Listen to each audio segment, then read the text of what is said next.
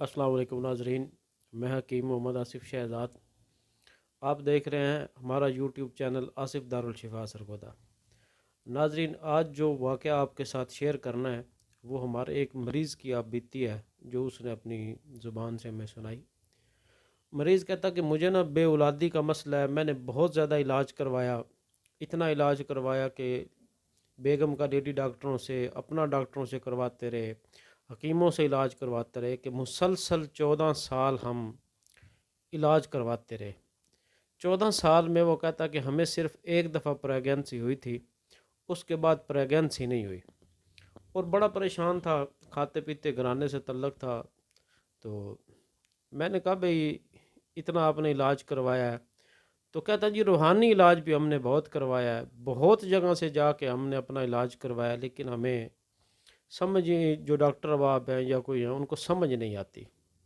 तो कहते जब आपके पास आए हैं इलाज के लिए, मैंने कहा जब आप इतने अच्छे अच्छे डॉक्टरों से, हकीमों से इलाज करवा चुके हैं तो चलें कोशिश करते हैं, देखते हैं, लेकिन इसके लिए आप मुझे ना एक बात बताएं।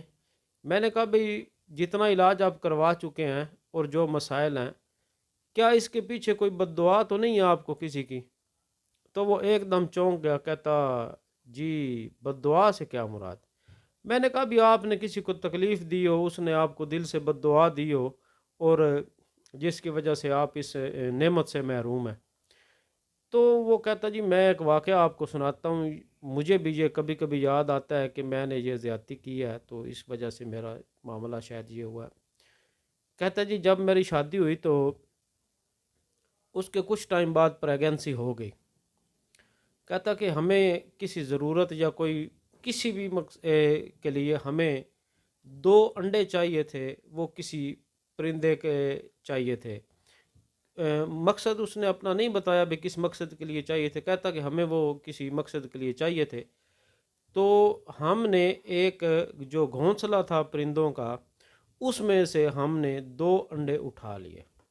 कहता वो अंडे हमने इस्तेमाल जो अपना करना था उसमें हमने किए।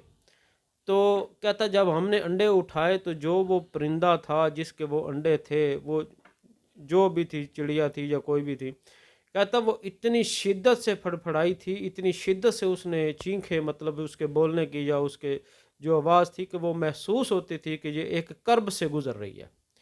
कहता बस हमने कोई ख्याल ना किया, हम आ गए। कहता हमने वो उसकी गोद जो उजाड़ी थी ना, ये मुझे लगता है कि मेरे से बहुत बड़ा जुर्म हो गया है और मेरा मामला ख़राब हो गया।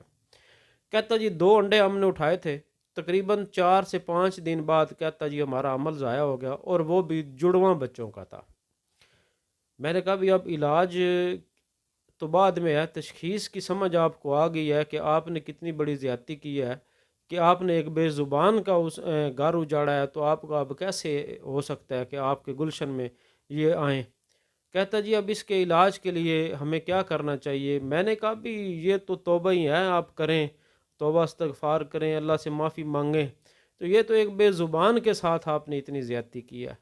तो वाक़या सुनाने का मकसद आपको ये है कि आप ये देखें कि किसी को भी तकलीफ़ देने से आपकी ज़िंदगी में परेशानियाँ जो हैं वो आ जाती हैं, और कुछ ऐसी होती हैं जो किसी भी इलाज से, किसी भी जिस्मानी या रूहानी इलाज से दूर नहीं होती। उसके लिए सिर्फ़ और सिर्फ़ आपको अल्लाह के हज़ूर माफ़ी मांगनी है। जो तकलीफ़ आपने उसको दी है उससे तो आप माफ़ी नहीं मांग सकते। इंसान को अगर आपने तकलीफ़ दी हो, वो तो उसका हो सकता है कि आप उससे जाके माफ़ी मांग लें, लेकिन एक बेज़ुबान के साथ आपने इतना जुल्म किया कि उसका जो घोंसला था वो आपने उजाड़ दिया, उसके अंडे आपने उठा लिए।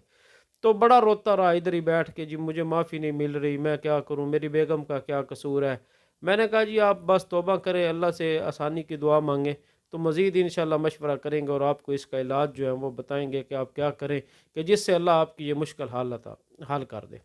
तो देखा दोस्तों आपने कि मखलूक खुदा जो है वो इंसान हो, चरिंद हो, परिंद हो, इंसान हो, कोई भी हो, उसके साथ जो ज़्यादती है वो बहुत तकलीफ़ का बायस बनती है। तो क्या करना चाहिए हमें कि हमें किसी भी सूरत, किसी भी ख़ास कर बेज़ुबान और जो गरीब लोग हैं उनके साथ ज़्यादती नहीं करनी चाहिए, ताकि ये जो उनकी दिल से निकली बद्दुआएँ हैं वो हमारी नस्लों में ना मुंतकिल हों।